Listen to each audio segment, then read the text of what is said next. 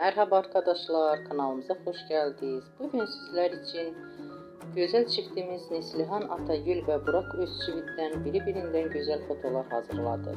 Neslihan Atagül Karasevda, Yaprak Dökümü ve Fatih Harbi dizilerinde meşhur olmuşlar. Biz de sizler için onların romantik karelerini hazırladık. Bu videoların devamlı gelmesini istiyorsanız kanalımıza abone olup yorum yazmayı unutmayın. Herkese teşekkürler. Bizden